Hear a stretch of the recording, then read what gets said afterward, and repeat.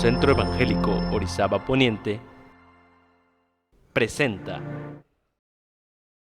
He estado teniendo esta serie de estudios que se titulan Completos en Él, y hemos llegado a la parte central de la carta, la parte medular, donde el apóstol Pablo ha de hablar acerca de aquellas cosas que tratan de desestabilizar a la iglesia de Colosas, y el apóstol ha de confrontarlo. De hecho, cuando el apóstol Pablo allá en Hechos capítulo 20 manda llamar a los ancianos de la iglesia de Éfeso para despedirse de ellos, sabiendo las cosas que le iban a acontecer, la Biblia me dice, según la traducción al lenguaje actual, en el versículo 29 del 31, cuando yo muera, está diciendo el apóstol Pablo, vendrán otros que como si fueran lobos rapaces, atacarán a todos los de la iglesia. También algunos que ahora son seguidores de Jesús comenzarán a enseñar mentiras para que todos en la iglesia los sigan y los obedezcan. Por eso tengan mucho cuidado, dice el apóstol Pablo, está hablando, repito, a los ancianos de Éfeso. Dice, recuerden los consejos que les he dado durante 3 años, a pesar de tantos problemas y dificultades. Miren, hermanos, hoy hay muchas personas que pueden ostentarse con este título de cristianos, que pueden tener una Biblia bajo el brazo, una Biblia en un púlpito, pero es importante observar acerca de qué es lo que enseñan.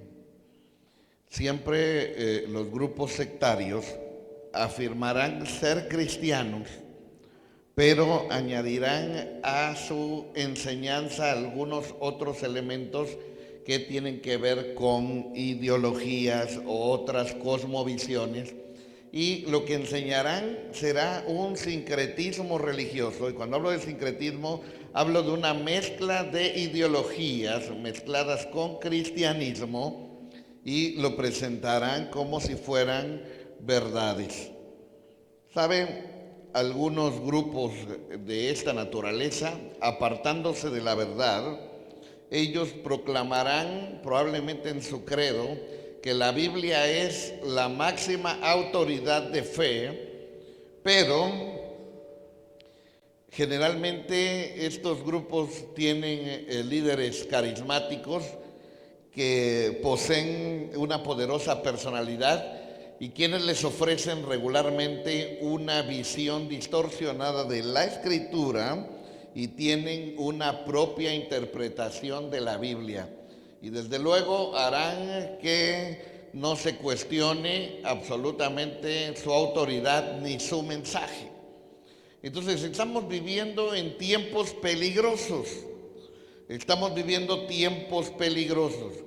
Usted puede prender la televisión, usted puede abrir una página de internet que diga ahí, y con el simple hecho de que diga prédica, en ocasiones podemos nosotros tomarnos la píldora de que estamos escuchando algo que es correcto o algo que está basado en la Escritura. Pero tenemos que aprender a discernir. Y es por lo que el apóstol Pablo está preocupado cuando habla con los ancianos de Éfeso, y es por lo que está preocupado cuando escribe la carta a los colosenses. Porque Pablo, recuerden que esta carta la escribe estando prisionero en Roma. Y entonces hasta sus oídos les llegan que la iglesia de Colosas está siendo infiltrada con enseñanzas heréticas respecto a la persona y a la obra del Señor Jesucristo. Así que inmediatamente no duda en responder a estas enseñanzas, y desde luego está preso, no puede viajar hasta Colosas, pero sí puede llegar a través del mensaje escrito, a través de la carta. Y bueno, vamos a abrir nuestras Biblias ahí en el libro de Colosenses.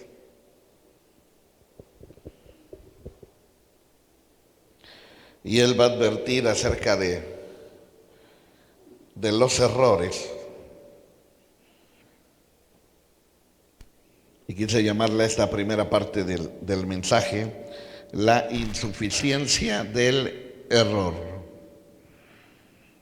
Y quiero decirles que primeramente el apóstol Pablo tiene una preocupación por los colosenses y lo registra en la carta. Vea por ejemplo el 1:3. ¿Qué dice que está haciendo por los colosenses? Dice, siempre orando por vosotros. Ahí está parte de la apologética que el apóstol Pablo está haciendo a favor de los colosenses.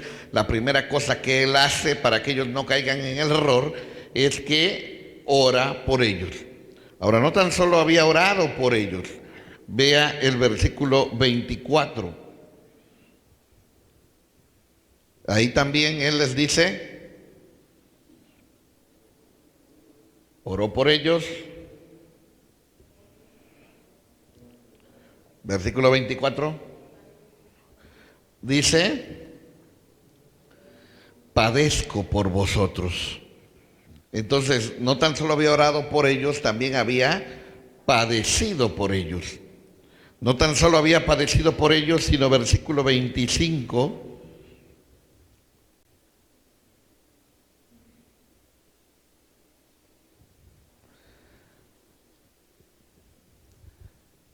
Fíjense ahí cuando acompaña a la palabra a vosotros. Y en el versículo 25 vamos a encontrar, les había anunciado la palabra, que era lo que vimos en la clase pasada, les había anunciado la palabra, les había enseñado. En el 2:1,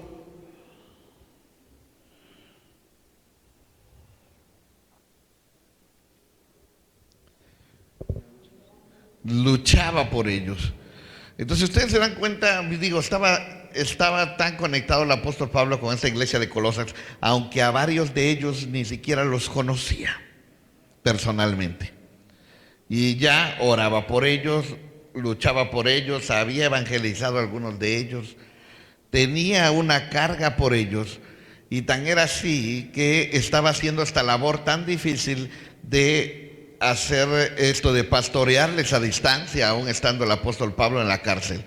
Está preocupado por ellos. Y miren, él va a prevenir a los colosenses. No tan solo se preocupa por ellos, también previene a los colosenses. Y prevención tiene que ver con la acción de avisar sobre un peligro antes de que éste suceda. Antes, se avisa antes del peligro. Se da un consejo para evitar un problema o un daño que pueda suceder. Es una alerta o un llamado de atención que debe tomarse en cuenta. Entonces el apóstol Pablo escribe a los colosenses y les previene de estas cosas. Y no tan solo los previene, no tan solo se preocupa por ellos, también los prepara. ¿Y para qué los prepara? Vamos a entrar a nuestro pasaje central que está en el capítulo 2, versículo 8. Y dice, mirad que nadie os engañe por medio de filosofías y huecas sutilezas, según las tradiciones de los hombres, conforme a los rudimentos del mundo y no según Cristo. ¿Qué les está diciendo? Miren, inicia aquí preparando a los colosenses y esta es una indicación militar. Y así como está la indicación de repente decir firmes, también aquí tenemos una indicación muy puntual que es, ¿cómo inicia nuestro versículo? Mirad, mirad. Y saben, ese mirar, les repito, es un presente imperativo que indica estar alerta o estar en guardia. Significa que es necesario velar, no dormirse. Esto equivale a prestar toda la atención posible. El apóstol Pablo hace esta exhortación a los colosenses. Primero, firmeza, mirad. Luego me lleva a analizar la fuente del mensaje y dice que nadie. Miren, esto lo tenían bien presente la iglesia, por ejemplo, en Berea. Regresemos a Hechos capítulo 17. ¿Saben quién está predicando ahí? Está predicando el mismo apóstol Pablo. Y cuando nosotros leemos en Hechos 17, versículo 11, dice: y estos eran más nobles que los que estaban en Tesalónica, pues recibieron la palabra con toda solicitud, escudriñando cada día las Escrituras para ver si estas cosas eran así. Miren, hermanos, ellos recibieron la palabra con solicitud, me dice la Biblia, pero también ellos escudriñaban la Escritura cada día y comprobaban que si el mensaje que habían recibido de parte del apóstol Pablo era así como él les decía. Qué importante es que usted siempre analice todo mensaje que usted escuche. Mire atentamente, tenga sus sentidos alertas a aquello que usted recibe. Entonces el apóstol Pablo dice: mirad, y luego dice que nadie, porque sabe, aún personas reconocidas en el evangelio, aún personas que muchos años han predicado la sana doctrina, de repente ha llegado un momento en que han distorsionado el mensaje del evangelio. Muchas personas no necesariamente empezaron mal, Hay muchas conferencistas, hermanos que en algún momento han expuesto en algún tiempo fielmente la palabra, pero de repente llegaron a un punto donde distorsionaron el mensaje. Hemos leído acerca de algunos autores cristianos que de repente, libros muy buenos en sus inicios, pero de repente lees algo y dices: ¿qué es esto? ¿Qué le pasó? ¿Qué pasó? Entonces, la Biblia ahí me dice: mira, y luego dice que nadie, miren, aún los de Tesalónica, teniendo al apóstol Pablo tan versado, ni ellos se tragaron la píldora. Me dice que los de Berea fueron y revisaban el mensaje que escuchaban del apóstol Pablo. Así que si usted tiene algunos predicadores favoritos, le pediría que después de haberlos escuchado, corrobore usted realmente las Escrituras, que estas cosas sean así. Miren, Pablo es tan enfático que cuando les está escribiendo a los Gálatas, en el capítulo 1 y versículo 8, él está tan preocupado porque esto no se pierda, que dice: mas si aún nosotros, o sea, él se considera dentro de ese grupo, dice: mas si aún nosotros o un ángel del cielo os anunciare otro evangelio diferente del que os hemos anunciado, sea anatema. Vea usted qué tan preocupado está el apóstol Pablo porque se mantenga la pureza del mensaje. Y dice: ¿saben? Puede llegar algún momento en que yo o alguno de mis colaboradores de repente estemos distorsionando el mensaje. O puede ser para aquellos que les gusta pensar en las visiones y sueños y dormir para que este mensaje llegue del cielo. Aún si tuvieran una experiencia extrasensorial, donde llegara alguien más a anunciarles un mensaje, pero si ese es diferente al que hemos recibido, dice el apóstol Pablo, sea anatema. ¿Saben? No tan solo nos dice que estemos firmes, que analicemos la fuente, sino nos dice la forma en que actúan. Y esta forma en que se actúa es haciendo uso del engaño. Dice: mirad que nadie os engañe. Y aquí la palabra engaño tiene que ver literalmente como alguien que arrebata a otro como una presa mientras éste se encuentra descuidado. Por eso qué importante es mantenernos firmes. Engañarlos significa desviarles del único camino, que en este caso es Cristo Jesús. Entonces, los maestros, los falsos maestros, siempre van a ocupar esta forma, este medio, que es el de engañar a los incautos. Ahora, los facilitadores, ¿a través de qué? Ya vimos que la forma es el engaño. ¿Cuáles son los facilitadores? Bueno, dice aquí, por medio de filosofías y huecas sutilezas. Miren, uno de los errores que se había introducido en la iglesia de Colosas, cuando usted lee, los comentaristas bíblicos no se ponen de acuerdo exactamente qué herejías son las que está atacando el apóstol Pablo, porque él no se dedica a describir las herejías de las que está siendo atacada la iglesia, pero sí se pone a escribir verdades que la iglesia necesita conocer. Les escribe verdades acerca de la persona y la obra de Cristo. Entonces, se cree que era una forma primitiva de gnosticismo y se combinaba con elementos del cristianismo, con una filosofía griega y con ritualismo judío. O sea, ahí en la iglesia de Colosas había una mezcolanza tremenda de ideologías que trataban de afectar a la iglesia. Miren, su principal ataque se centraba en dos cosas, en lo que era la deidad del Señor Jesucristo, pero también con los maestros o los falsos maestros cuestionaban mucho acerca de la obra de Cristo.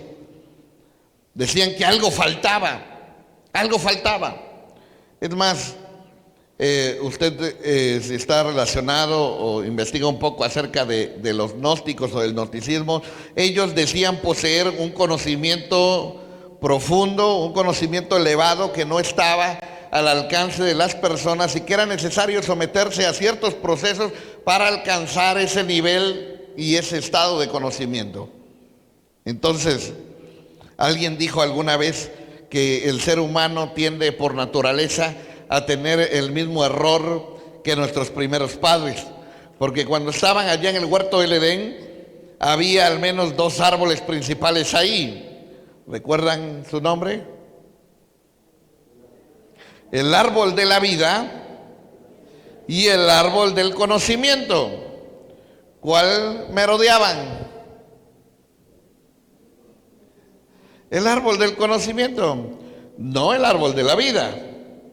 Y alguien dice, los creyentes el día de hoy tienen hay veces este mismo problema. Hay veces podemos buscar un conocimiento mayor, un conocimiento elevado, un intelectualismo, pero dejamos de preocuparnos por vivir realmente las verdades contenidas en la Escritura. Entonces, Pablo tiene que refutar estas filosofías y dice, esto ya lo hemos tratado, solo lo voy a mencionar en el 1:26. Él dice, miren, no hay ningún conocimiento oculto, no hay un conocimiento oscuro, porque es el misterio que había estado oculto desde los siglos y edades, 1:26, pero que ahora ha sido manifestado a sus santos. Es decir, el Señor quiso revelar los misterios, pero eso no es nada más para un grupo reducido, no, es para sus santos, para los que conforman la iglesia. 27. A quienes Dios quiso dar a conocer las riquezas de la gloria de este misterio entre los gentiles, que es Cristo en vosotros, la esperanza de gloria. Versículo 28 también dice, a quien anunciamos amonestando a todo hombre y enseñando a todo hombre en toda sabiduría, a fin de presentar perfecto en Cristo Jesús a todo hombre. También la Biblia nos dice en Corintios que el Señor es la personificación de la sabiduría. Así que si ellos quieren tener más sabiduría, tienen que conocer más de Cristo, tienen que buscar más a Cristo. Entonces los gnósticos enseñaban otra clase de verdades. Entonces, dice que a través del engaño, los falsos maestros estaban metiendo filosofías a la iglesia, pero no tan solo filosofías, sino también huecas sutilezas. Y algo hueco es algo que es vacío, algo que no tiene mucho contenido, pero se mete de una manera sutil. Y sutil tiene que ver con poco perceptible, de una manera sigiliosa. Es decir, estaban dando mensajes vacíos, mensajes sin contenido, mensajes donde el Señor Jesucristo había dejado de estar presente, donde se había distorsionado la persona de Cristo, y esto había dejado de estar presente en los púlpitos de la iglesia de Colosas. Así que una de las cosas que tenemos que hacer es recuperar a Cristo en el púlpito, poder hablar acerca de Cristo, de su persona, de su obra. Últimamente en los púlpitos se predica acerca, las iglesias, en lugar de ser cristocéntricas, se han vuelto antropocéntricas. Es decir, se predica acerca del hombre y de sus necesidades. Y en eso se centran los mensajes. Cómo ser un comerciante exitoso. Cómo prosperar en sus finanzas. 5 pasos para... Y normalmente está centrado en las necesidades del hombre, no en predicar acerca de Cristo, de su obra, de su persona, de su sacrificio. Ya eso no es muy común escucharlo desde un púlpito. Entonces el apóstol Pablo está retomando esto y diciendo que hay veces se están dando mensajes huecos de una manera sutil, y el oyente puede pensar que está escuchando algo que está bien, pero en realidad carece de contenido. Estos maestros son muy ingeniosos porque cristianizan su filosofía. De repente escuchan algo allá, producto de la psicología, producto de algunas ciencias, y dicen, ¿cómo lo traemos y lo adecuamos a la iglesia? ¿Cómo traemos esos principios y los cristianizamos? Así que buscan un pretexto en la Escritura, una base que más o menos pueda encajar, y entonces están predicando desde los púlpitos filosofías y huecas sutilezas. En ocasiones las personas se están tragando la píldora, se presentan herejías como si fueran una verdad bíblica, y hay maestros que están torciendo el mensaje para validar su ministerio. Entonces, hermanos, ¿cuál es el fundamento que ellos tienen? Porque ya vimos que se pide firmeza, dice mirad, se nos dice la fuente, que analicemos la fuente, se nos dice que su forma es el engaño, se nos dice cómo facilitan esta enseñanza, que es a través de filosofías y huecas sutilezas, pero también nos dice cuál es el fundamento de este engaño, y dice que son, versículo 8, las tradiciones de los hombres. Miren, cuando hablamos de tradiciones, hablamos de la transmisión o la comunicación de una noticia, de una literatura popular, de doctrinas, de ritos, de costumbres que se mantienen de generación en generación. Y desde luego hay tradiciones que son sanas, hay tradiciones familiares que pues no son dañinas, pero de repente cuando hablamos de ciertas tradiciones, también el Señor se enfrentó a esto. Miren, vayamos al Evangelio según San Marcos, capítulo 7, por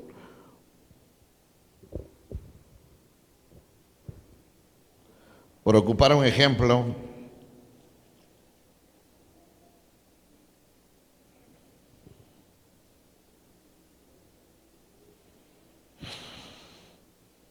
Marcos 7. Y aquí le digo otra cosa que estaba afectando a la iglesia de Colosas, era el legalismo, y lo vamos a volver a retomar en la siguiente clase. Y los legalistas normalmente comienzan a inventar reglas que no están en las Escrituras, pero que probablemente las cosas siempre se han hecho así. Las cosas siempre se han hecho así. Mire, 7:3. Porque los fariseos y todos los judíos, aferrándose a la tradición de los ancianos, si muchas veces no se lavan las manos, no comen. Versículo 8. Porque dejando el mandamiento de Dios, os aferráis a la tradición de los hombres, los lavamientos de los jarros y de los vasos de beber, y hacéis otras muchas cosas semejantes. Versículo 13. Invalidando la palabra de Dios con vuestra tradición que habéis transmitido, y muchas cosas hacéis semejantes a estas. Hermanos, ¿cuántas de las cosas que hacemos en la iglesia, que de repente hemos llegado a creer que son letra que está aquí escrita y que no puede ser cambiada, cuánto de esto en realidad solamente es tradición? Digo, he encontrado a personas que, durante 30 años, probablemente inician una reunión y primero leen un versículo bíblico, luego oran y luego cantan. Pero de repente ahí se inicia primero con un canto, y hasta que se inició con el canto, entonces ora y alguien dice, no, 40 años hemos hecho esto de esta manera, ¿por qué vienen a cambiar? Oiga, dígame, en la Biblia, ¿dónde dice la liturgia? ¿Dónde la liturgia traduce por el orden del culto? ¿Dónde dice qué se debe hacer primero, qué se debe hacer después? ¿Cuántas oraciones se deben de hacer? Eso es algo que se establece dentro de las congregaciones como una orden de culto. Pero eso no es que si se altera algo como eso, ya está equivocado. Hace tiempo, una de las cosas que hacíamos durante la mesa del Señor era que leíamos el versículo hasta un determinado momento. Y decíamos, el Señor Jesús, la noche que fue entregado, habiendo tomado el pan, dio gracias. Y ahí nos deteníamos. Y entonces se repartía el pan y entonces continuábamos con la lectura del versículo, ¿sí lo recuerdan? Entonces, esto, hablando con el hermano Leo, le digo, hermano, es bueno que lo hagamos en las demás misiones para que ellos puedan hacerlo así. Así se hizo. Luego de repente hubo un cambio en la liturgia aquí y le dije, hermano, vamos a cambiar la liturgia igual en las misiones para que cuando los hermanos vengan o vayan de aquí para allá, pues no se note una diferencia. Un hermano estaba sumamente indignado porque o somos o no somos, me dijo. O somos o no somos. ¿Por qué nos han enseñado una forma y ahora ustedes están cambiando otra forma?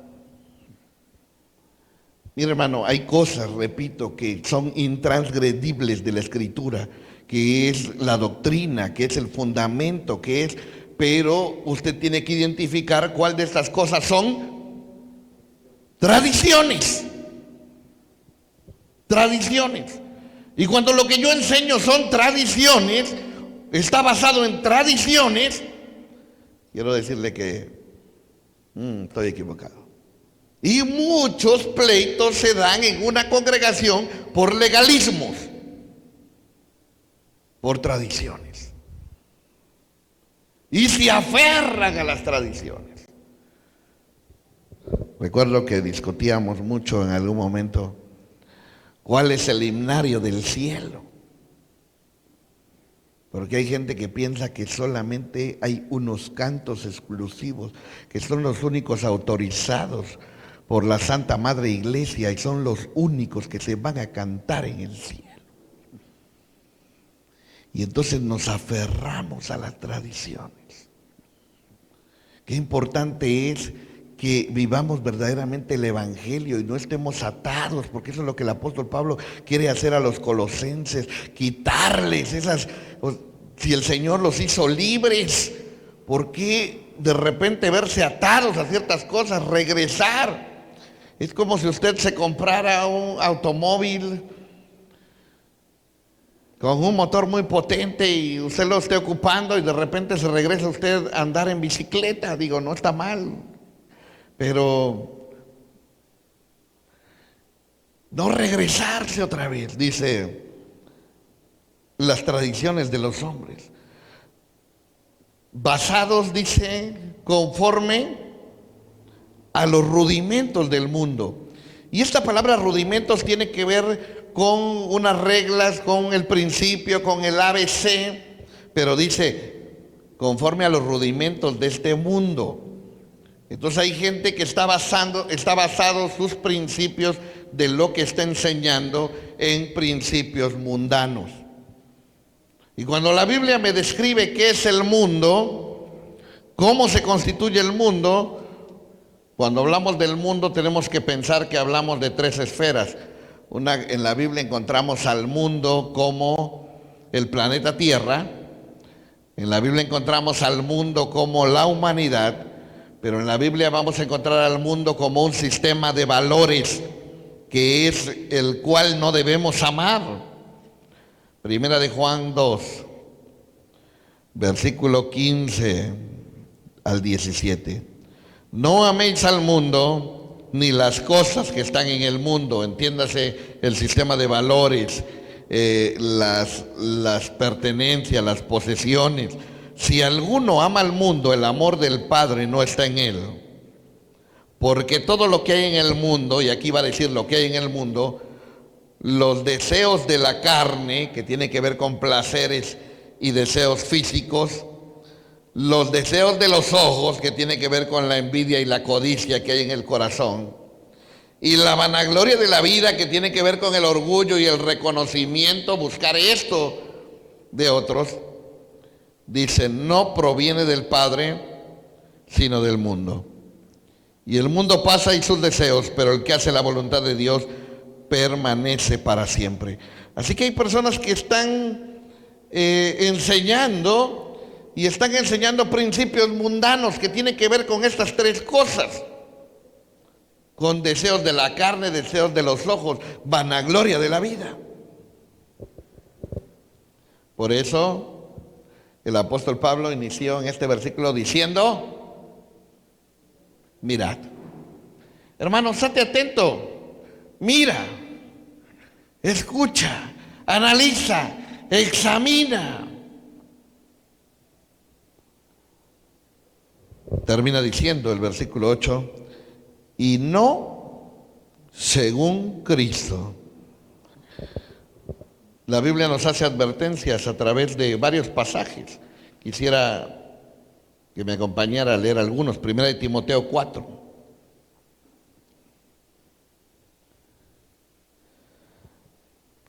Aquí vamos a los que enseñan cierto grado de ascetismo, es decir, de negación del placer. Y dice el 4 del 1 al 3, que también dentro de la filosofía griega se conocían como los estoicos, que eran muy disciplinados y se abstenían del placer. Por eso la gente dice, este se portó muy estoicamente. Y estoicamente eran esas personas que reprimían toda serie de deseos o impulsos.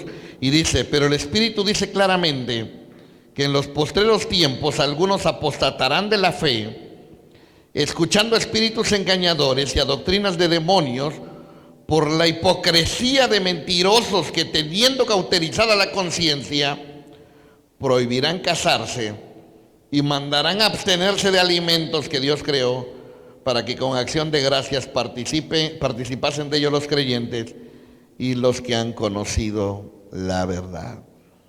Y digo, a lo mejor usted dirá, pero el celibato, bueno, ya no es tan común, pero abstenerse de alimentos. Y hay hoy muchas filosofías imperantes en relación a la alimentación. Hoy que las personas están tan preocupadas y ha habido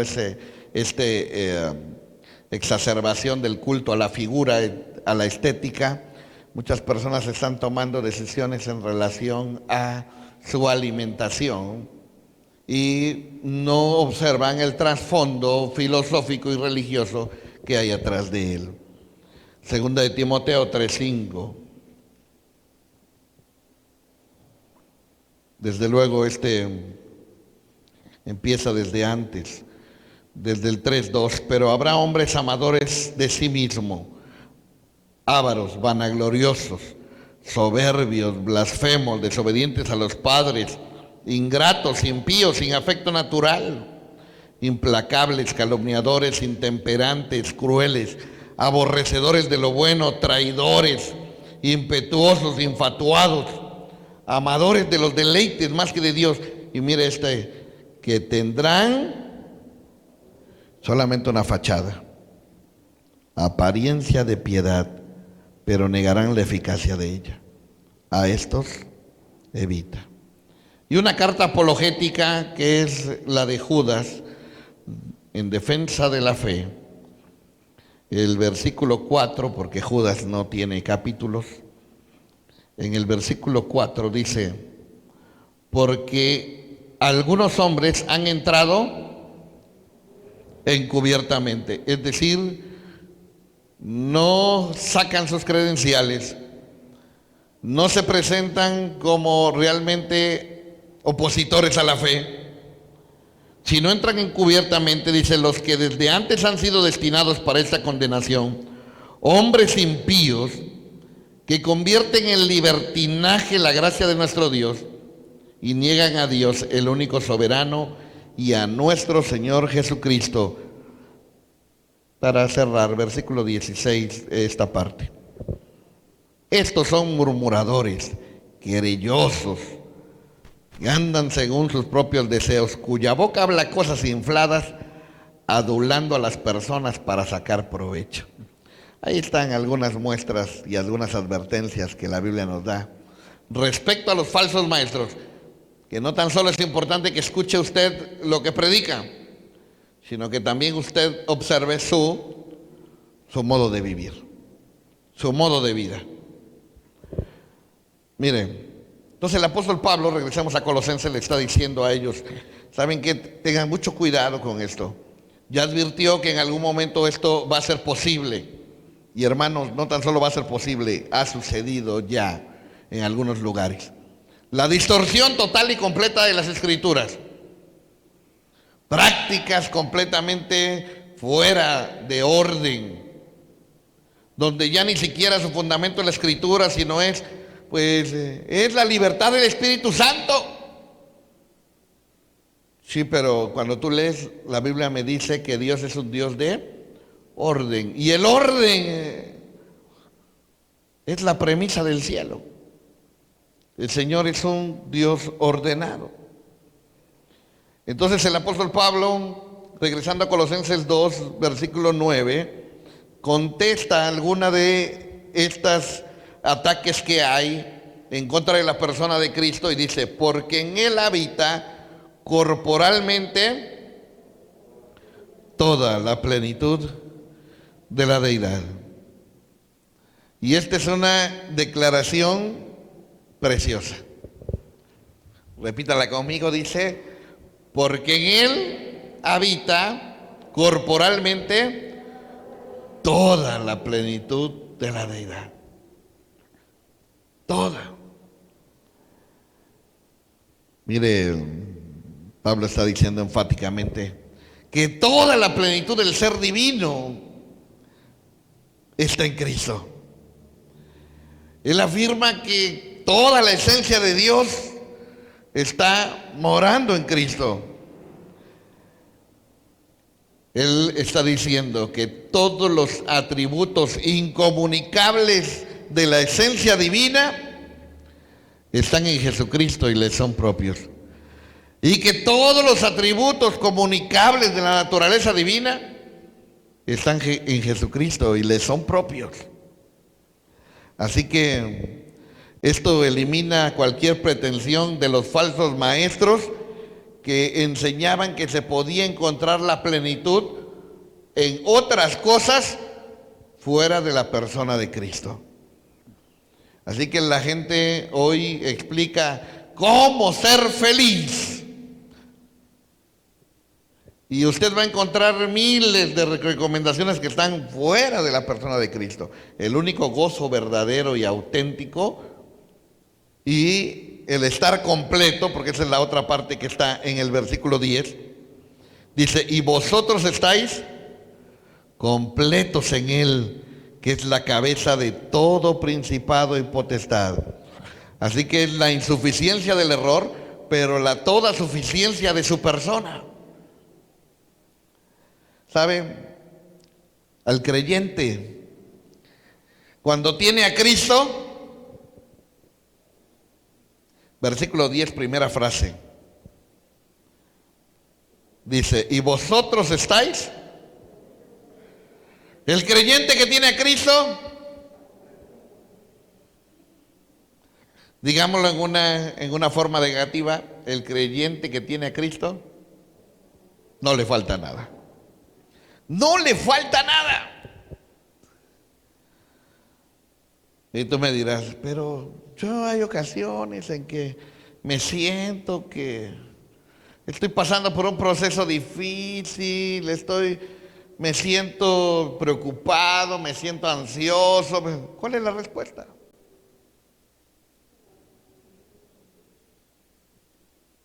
Venga a Cristo. Busque la comunión con Cristo. Venga y disfrute del Señor Jesucristo. Porque el que está en Cristo no le falta nada, está completo. ¿Tiene necesidad? Venga a Cristo. Proclamamos Cristo es la respuesta. Cristo es la respuesta. Entonces el apóstol Pablo dice, mira, te lo digo, miren, Colosenses, así que les quede bien clarito, ustedes están completos en Él. No anden buscando otra cosa. No vayan a buscar placebos. No busquen donde no lo hay. Usted está completo en Cristo. En eso debe usted centrarse. El creyente aún, hermano, no ha llegado a la perfección final. No hemos llegado a la perfección final. Todavía estamos viviendo en este mundo y tenemos aflicciones y vivimos circunstancias. Busque al Señor Jesucristo. Yo le pregunto, usted está pasando por una situación difícil, de repente. ¿Qué es lo primero que piensa? Pensemos el día de hoy, que la situación de salud está muy a la mano. ¿Qué es lo primero que piensa?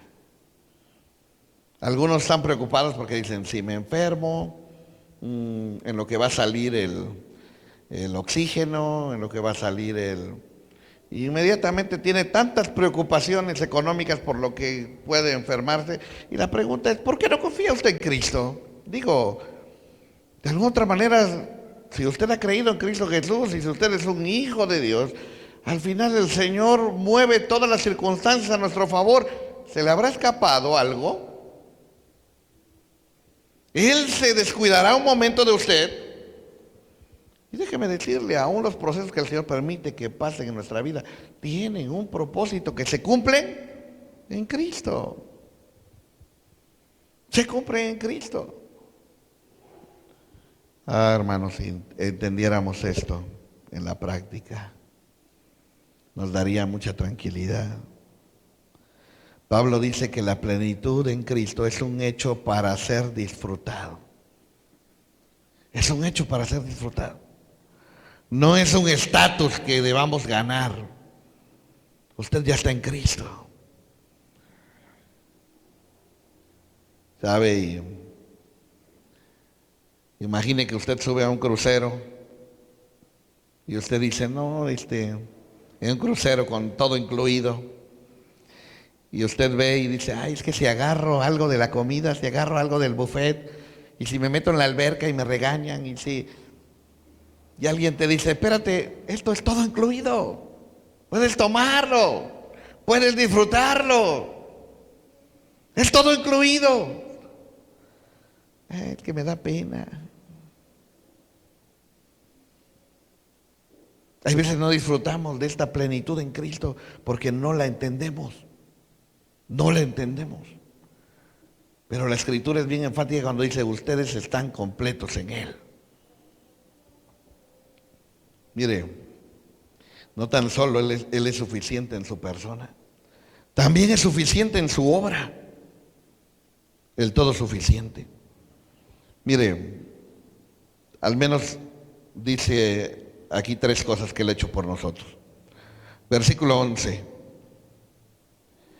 Otra vez vemos a trasmano de esto que el apóstol Pablo está diciendo esto seguramente por algo que está pasando dentro de la iglesia. Dice, en Él también fuisteis circuncidados con circuncisión no hecha a mano, al echar de vosotros el cuerpo pecaminoso carnal en la circuncisión de Cristo. Eso quiere decir que si el apóstol Pablo tiene que retomar aquí el tema de la circuncisión, es porque seguramente hay dentro de la iglesia de Colosas gente que está insistiendo en que los creyentes se circunciden y cumplan este rito religioso. Y usted dirá, bueno, esto fue hace tanto tiempo. Le asombraría que hay hoy ciertos grupos que se denominan cristianos que están invitando a sus congregantes a ser circuncidados y a guardar ritos judíos. ¿Sabe? Nada más tengo algunas citas, pero voy a leer solamente Efesios 4:22. Y está hablando de una circuncisión espiritual. Dice, en cuanto a la pasada manera de vivir, despojaos del viejo hombre que está viciado conforme a los deseos engañosos.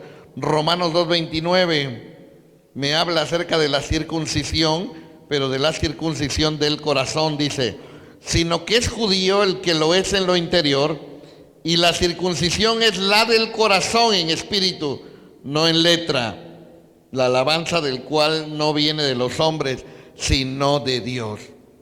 Entonces la Biblia me explica que cuando yo vengo a Cristo, su obra es suficiente porque Él me circuncida. Y lo que circuncida es el corazón. La circuncisión, usted sabe, es un acto quirúrgico donde es quitado el prepucio y es quitado de la persona. Entonces, espiritualmente, la Biblia me explica que cuando yo creo en Cristo Jesús, el Espíritu Santo viene y hace morada en mí y le quita el poder a mi vieja naturaleza y ahora me da una nueva naturaleza a través de la cual yo puedo vivir y experimentar la victoria en Cristo Jesús, la victoria sobre el pecado. Pablo le está diciendo a los colosenses, ustedes no necesitan la circuncisión física. La circuncisión carnal echa fuera el prepucio, pero la espiritual echa fuera el poder de la naturaleza pecaminosa. No tan solo les habla de la circuncisión, versículo 12. Sepultados con Él en el bautismo, en el cual fuisteis también rescatados con Él, mediante la fe en el poder de Dios que le levantó de los muertos. Entonces no tan solo me habla de la circuncisión, también me habla del bautismo. Y el bautismo que está diciendo aquí es ese bautismo que no es el bautismo en agua, sino Primera de Corintios capítulo 12, versículo 13, es aquel que también sucede en el momento de la conversión. Y dice, porque por un solo espíritu fuimos todos bautizados en un cuerpo. Sean judíos o griegos, sean esclavos o libres, a todos se nos dio a beber de un mismo espíritu. Entonces nos está hablando precisamente de ese bautismo en el Espíritu Santo que acontece en el momento de la conversión.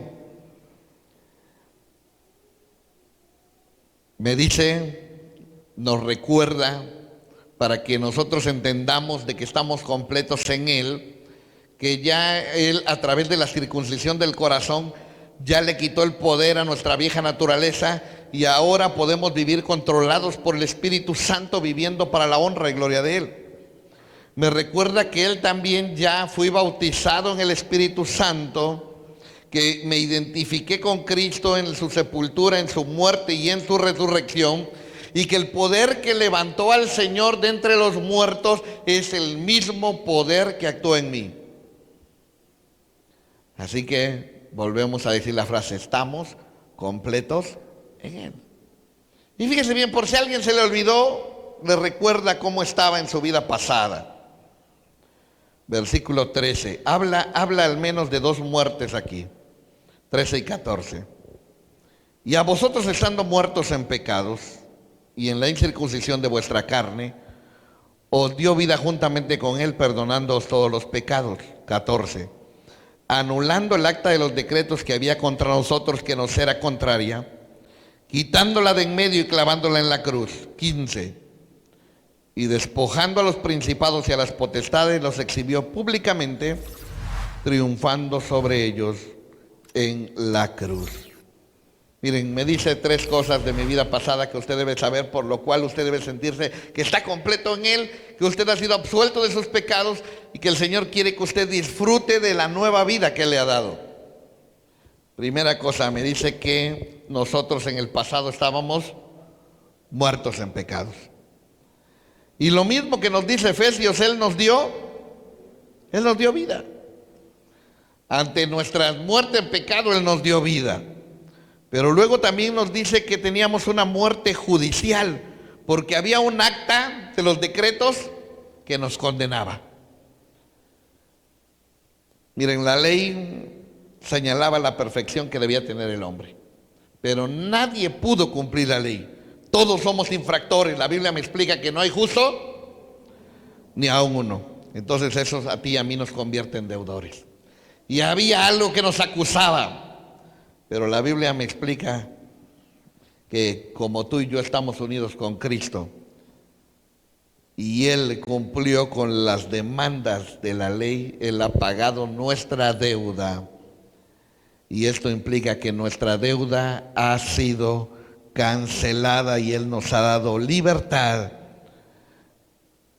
Y esa acta de los decretos que nos era contraria fue clavada en la cruz del Calvario y fue quitada de en medio. Y la última condición que nos recuerda el apóstol Pablo es que tú y yo, de acuerdo a lo que dice Efesios 2:2, éramos hijos de desobediencia conforme a quién? Conforme al príncipe de la potestad del aire. Estábamos bajo el señorío y el gobierno del enemigo. Pero ahora dice en el versículo 15, despojando a los principados y a las potestades, los exhibió públicamente, triunfando sobre ellos en la cruz. Así que Satanás, por más que quiera sacar el acta de los decretos que nos es contraria, por más que nos quiera acusar,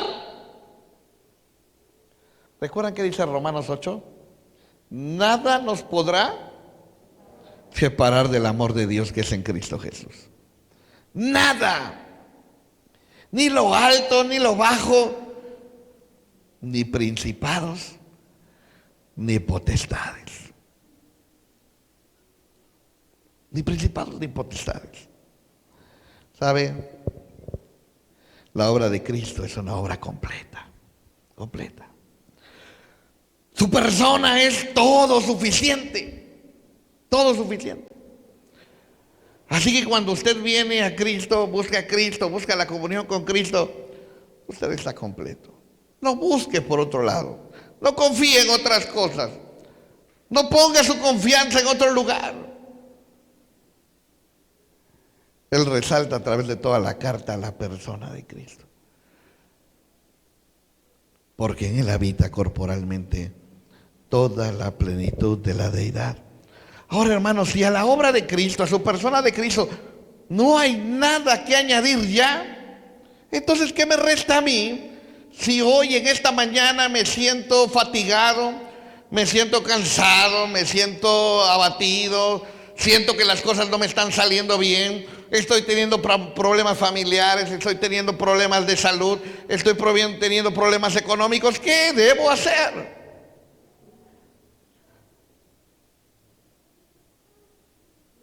Corra a Cristo, venga a Cristo, disfrute de Cristo, disfrute de la persona de Cristo. Usted está completo en Él. Él le da poder cuando usted está en Él, porque dice el apóstol Pablo, todo lo puedo en Cristo que me fortalece. Él dice que vamos de victoria en victoria cuando estamos en Cristo. Creo que algo debo hacer en esta mañana. Creo que una decisión debo tomar. Creo que debo de pensar dónde ha estado Cristo en mi vida en estos últimos días. Probablemente te has estado aferrando a una tradición, te has estado aferrando a una hueca sutileza, has estado confiando en lo que no es. Pero hoy no es mi voz la que te habla, sino es el Señor que te invita a volver a Él, a volver a disfrutar de Él, a volver a caminar con Él, a volver a estar con Él, a volver a emocionarte con Él, a volver a hacerlo parte de tu vida. Y esto no es comercial. Vuelve a Cristo.